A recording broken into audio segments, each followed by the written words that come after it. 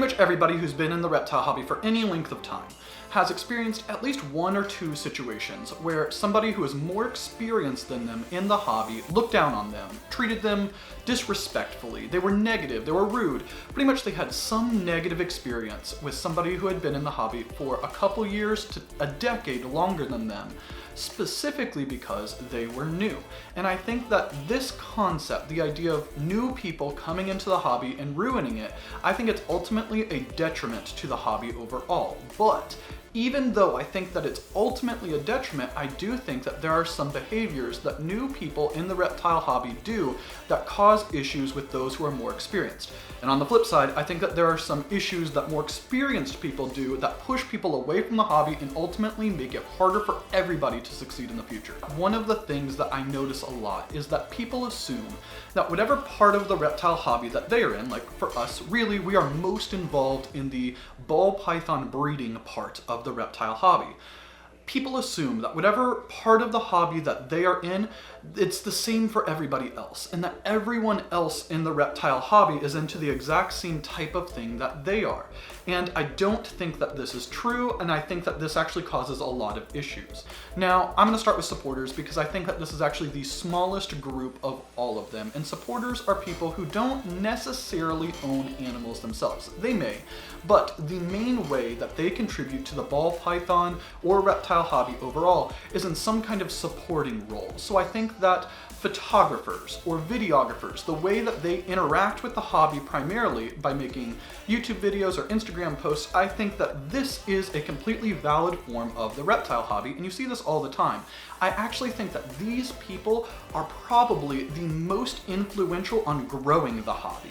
They are the people who are putting it out in front of the public's eye, and just because that is like the way that they want to focus on it is by generating content on social media or doing outreach for local schools or anything like this. That doesn't necessarily mean that they always do a good job, and I think it's completely possible to present the hobby in a negative light that makes it harder for everyone else. But I think that, like I said, supporters, people whose primary interest is related to reptiles, but it's not necessarily the keeping or the breeding of them, I think that is a 100% part of the hobby. I don't think it's as popular as the other two. The second one I want to talk about is breeding, and breeding is what we do here at Leviathan Snakes. It is our probably favorite part of the hobby, and when it comes to breeding, people have lots of different approaches. There are those who only want to do it as a hobby, there's people who want to do it as a business, there's people who do it commercially, there's people who invest thousands of dollars for super rare high-end animals, but they're not necessarily producing thousands of animals a year. And I think that all of these different directions of the breeding part of the hobby are valid. And just because somebody isn't sharing the exact same vision that you have, or that a new person has, or an experienced person has, doesn't mean that their form of the reptile hobby is any less valuable to the overall health of it. And then the last one, which I actually think is the biggest and probably most important part of the entire reptile hobby, is reptile keepers. And when I say reptile keepers, these are people who keep ball pythons or leopard geckos or any other kind of reptile as a pet, and that they primarily just want to enjoy their pet. And there's lots of different ways that they can explore this part of the hobby. They might just keep them as a pet, and they want to provide adequate care to make sure that they are happy, that they are healthy, and that they are just well taken care of and they have the best life possible. There are other people who get super into like bioactive enclosures, and not only do they want to care for the animal itself, they also want to make beautiful enclosures that are like showpieces, almost works of art that they can show off in their homes to other people. And I think that this is actually, like this kind of section, the reptile keeper part, one, it's where most people start in the reptile hobby. I think that the very first thing that new keepers often do is that they do a bunch of research, like tons and tons of research, because they're super excited. They love the animal, maybe it's a new pet, or they're thinking of getting a new pet. And when they do this research, they invest so much of their time, effort, and energy into it that it becomes part of their identity.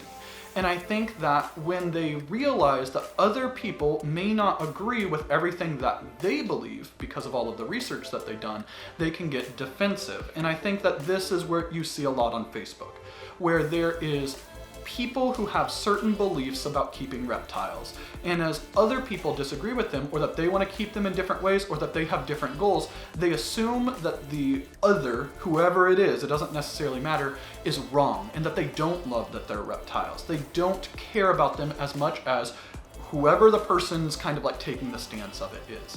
And I think that this happens a lot with new people initially. And one of the reasons why I think that this is that there is a drastic difference between the, I would say, societal norms, niche norms, however you want to say it, because it's not quite a full-on society, of like the, I would say, reptile keepers versus reptile breeders. And those are probably the two most common types of people that you come in contact with. So reptile keepers, it is pretty much used for, we'll use ball pythons here, it is pretty much accepted in the reptile keeping part of the hobby that the minimum enclosure size is like 4 foot by 2 foot.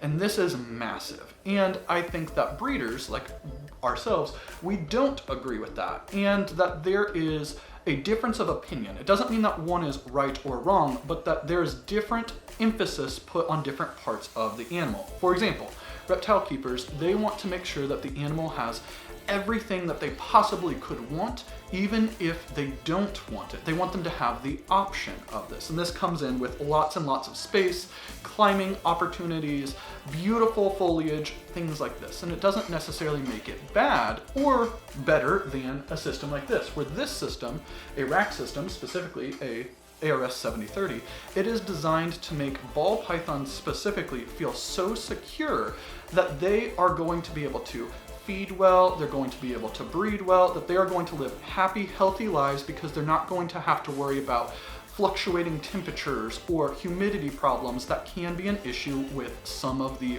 reptile keeping preferred enclosures, specifically like glass terrariums and things. And again, this video isn't about the benefits or cons of racks versus enclosures. This is just showing that there is a difference of opinion depending on the part of the reptile hobby that they're in.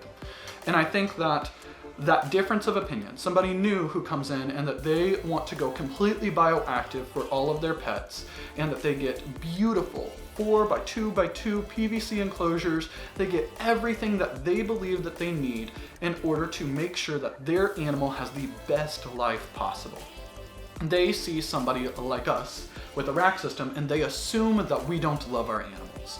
And it's this assumption when they post it publicly, maybe on a comment on social media or a message or talking in person.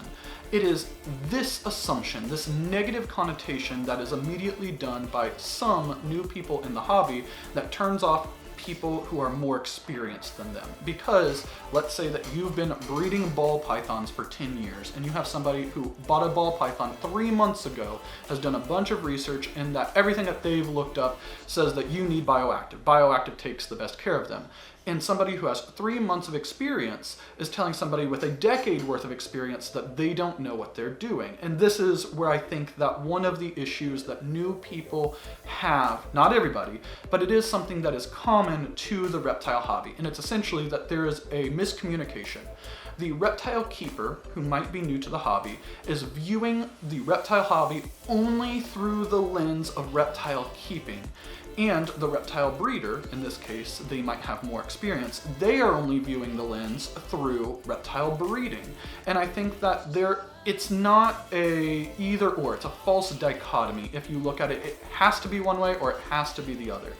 Ball pythons have been proven, obviously, to thrive in rack systems, and ball pythons have been proven to thrive in bioactive terrariums. So it doesn't necessarily mean that one of these approaches is better or worse for the ball python, just that you can do it either way. And I think that that's something that new people in the hobby and experienced people in the hobby forget about, that there is multiple ways to care for these reptiles and support the hobby that we love.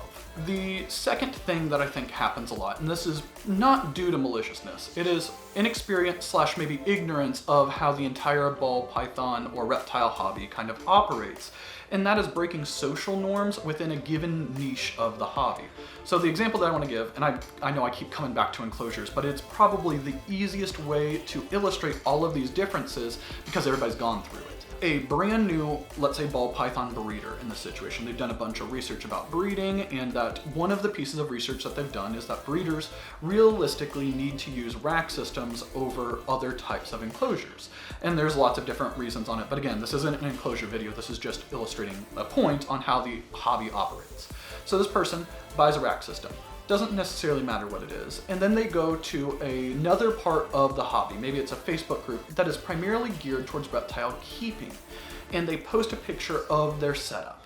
And they get lit up. They get destroyed in the comments. And the reason why is that they are breaking a social norm of the reptile keeping part of the hobby. And that says that reptile keepers, they believe that enclosures should be glass terrariums or PVC. They should be at least 4 foot by 2 foot, things like this. And the fact that the person is using a rack system, this breaks a social norm as that part of the hobby. So more experienced people in the keeping subsection of the hobby may try to essentially run the person, the new breeder, out of the hobby altogether, saying things like, oh, you obviously don't care about the animals, you only care about the money, this is animal neglect, things like this. And I believe that this is just absolutely awful for the health and growth of the hobby overall. If anybody shows interest in the reptile hobby, I believe that everybody should be supportive. And I think that it is incredibly important to understand what the person wants to do as part of the hobby, because keeping reptiles is no more valuable to the hobby overall than breeding reptiles. They are both 100% valid. So if a new breeder is really, really interested in the breeding aspect of the hobby, I don't think that a reptile keeper, even if they're more experienced, should try to push them towards the part of the hobby that they like the most. Everybody's different and everybody has their own opinions, and those are completely valid. Now, flip side, I don't think that everybody should breed, and if somebody doesn't have an interest in breeding, a breeder shouldn't push everybody towards breeding as well. There's lots of different issues there, but again, it's essentially respecting what people want to do on their own, not necessarily trying to push them into the box that you are in. I do think that there's one aspect of the breaking social norms of the ball python hobby that is actually detrimental to the hobby overall, and this is essentially presenting the hobby in a negative public light. So one, everybody who's part of the hobby knows that reptiles are not very popular pets when it comes to the general public, and that all the time there's legislation being introduced to try to limit the ability of reptile keepers, reptile breeders, anybody related to the hobby to keep the animals that we love, like the Lacey amendments to the Competes Act right now. We're gonna link to US ARC down below so that way you are keeping up to it, but essentially, like in a nutshell, these amendments which were added to the American Competes Act are going to try to limit the interstate transportation of pretty much all animals except for livestock, cats, and dogs. So because of this, it would be a huge blow to the reptile hobby overall. If you have a vet that is out of state, it would be against law, it would be illegal to bring your animal to a vet that is out of state, even if you live on like the border of a state or something like that. There's lots of different things like that. If you moved, you couldn't bring your animals with you. The idea that people will present keeping reptiles in negative lights, I don't think that it is malicious. I think that it is due, again, to inexperience and ignorance to how the world perceives reptiles, even if an individual thinks that they're really cool. And I think that one of the most common examples of this is live feeding videos. So live feeding videos are really interesting to people who are not part of the reptile hobby. Personally, I believe that while they are interesting, they're like 100%, it is interesting to see a snake hunt live prey. I think that this has a overall drastically negative effect on the public's perception of the hobby, because it makes it look like the only way to keep a reptile is for cute, cuddly little mammals to die, and especially when you can see that the cute, cuddly little animal is in pain because it's a live feeding, I think that this is even worse for the overall health of the hobby. So I think that it's very common for new people to come into the hobby, and because they are excited about the live feeding aspect, they want to share that on social media, and that overall it hurts the public perception of the hobby. It reinforces the idea that people who keep reptiles are weird and that they delight in the pain of living creatures, and this could not be further from the truth for pretty much everybody that we know in the hobby. So again, there is breaking social norms within a niche of the hobby, and this might be like posting an enclosure that isn't aligned with the audience that you are targeting, whether it's like keepers or breeders or things like this, as well as posting content that might be engaging to other people in the hobby or the general public, but ultimately presents the hobby in a negative light. I think both of these things are aspects that new keepers do without even realizing that they might be doing something wrong. The most important thing that I want to talk about from the viewpoint of new keepers, then we can move into the experienced keepers. But one thing that I want to talk about is that new keepers don't have years of experience. They don't have a wealth of knowledge in order to back up how to care for their animals or how to go about their part of the hobby. And the internet is full of information, but it's also full of information that isn't necessarily the best. And that just because you find something on the internet or in a forum, or somebody says that they've been doing it this way for 20 years and it's going to be perfectly fine, doesn't mean that it actually is fine. And I think that new keepers, due to ignorance, not any fault of their own, just because they don't have the experience to know, that it is fairly common that at least some point a new keeper will do something, implement some kind of like husbandry or care for an animal that is ultimately harmful or risky to the animal itself. And one example that I can say, again, going back towards enclosures, is heating. So it isn't uncommon at all for a new keeper to get a heat mat because they know that ball pythons need belly heat and not put it on a thermostat, and that this can cause burns, and it doesn't mean that it will, and it doesn't mean that it'll happen right away, but because they do it and there isn't an obvious negative effect in the first month or two or anything like this, they're like, yeah, it's fine. And then 6 months from then, the heating mat overheats, it fries, and then it's, instead of being like 100 degrees maybe, or whatever temperature that they're supposed to go towards normally, I don't know, which 100 degrees is too much for a hot spot for ball pythons, but it goes up to 150 and it kills the animal. And it's behavior like this, the inexperience, the ignorance of what can happen, even if it doesn't happen right away, that I think that people get really upset at new keepers for. And there's not necessarily a good way to teach it besides just truly taking the advice that I have on this is, if cutting a corner, if doing something, whether for the care of the animal, could only increase the risk of failure, increase the risk of harm, there's no good point to do it. So if there is a thermostat, for example, if you are like, well, I don't need a thermostat, there is so much substrate, there is so many different conditions that it's going to be fine, I don't need to do a thermostat on this. The risk that you are taking is that you don't use a thermostat, the heat mat overheats at some point and it kills your animal.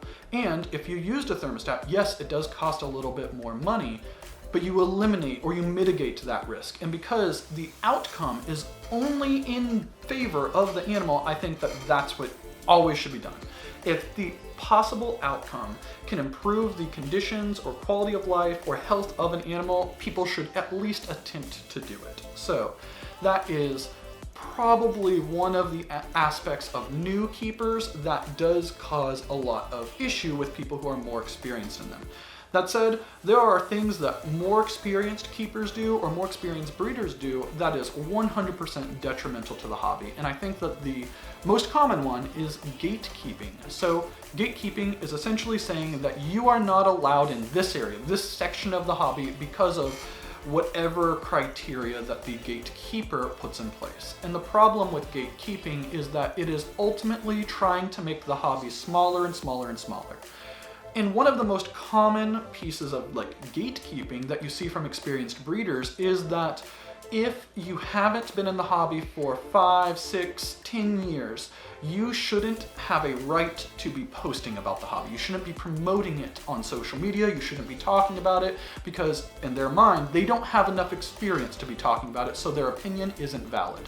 And this is absolutely silly. Again, there's an entire section of the community, like the supporters, that are essentially bringing more people into the hobby. And whether you are a breeder or a keeper, it doesn't necessarily matter. The more people in the hobby, the healthier the hobby gets. Let's say that you are a breeder who only does super, super high-end animals, and you've been doing it for 20 years, and your opinion is that all these new people in the hobby, they don't know what they're doing, they don't deserve to be posting on social media, why do they have X amount of followers, like nobody cares what they have to say.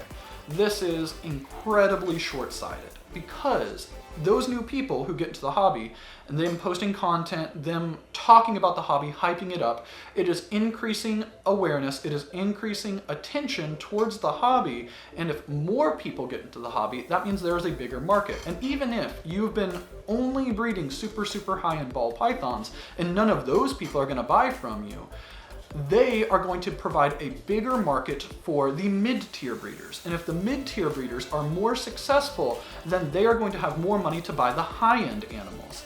And ultimately, it is going to give more opportunity for more people to be successful. So even if a super, super high-end breeder doesn't necessarily sell directly to pet owners, the fact that there are more pet owners means that the bigger breeder is going to have a bigger market, that there is going to be a higher demand for their animals.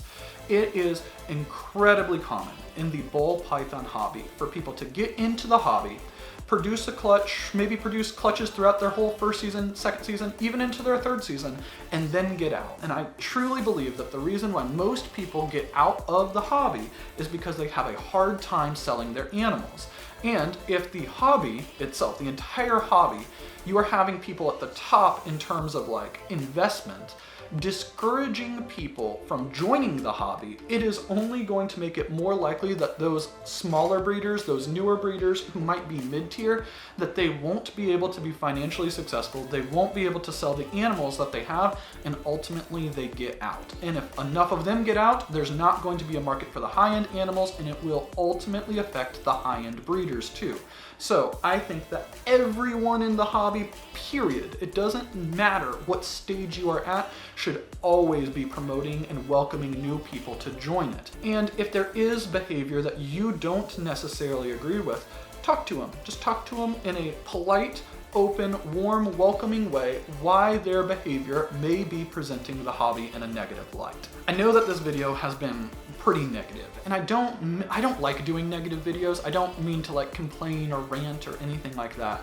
It is really just a piece of content to try to help people understand that, one, a lot of the issues that people have with new breeders is not necessarily due from maliciousness. It's just due to a different perspective, and that realistically the best way to rectify those behaviors is by being warm, being welcoming, and helping to educate them further in maybe a different aspect of the hobby than they are already exposed to. In addition, I think that it's so important for new people to come into the hobby. I think it's so important for the hobby to continue to grow, not only for reptile keeping, like for people who are already in, but for the general public. I truly believe that reptiles are absolutely amazing animals. They make incredible pets, and that if the general public had more experience with these animals, they wouldn't be trying as hard as it seems to be going on all the time to keep them from everybody else in the community. I think that when it comes to ball pythons or leopard geckos or bearded dragons, once you can get them in front of a new audience, there is going to be people in that new audience that want to join and that they want to appreciate the animals, they want to be part of the community. But if we are driving them away through negativity, through gatekeeping, ultimately we are shooting ourselves in the foot, and the hobby ultimately is going to be way more likely to die than if we are going to be welcoming anybody who wants to come in with open arms. I hope you guys enjoyed the video, and if you did, please like, comment, subscribe, and we will see you next time.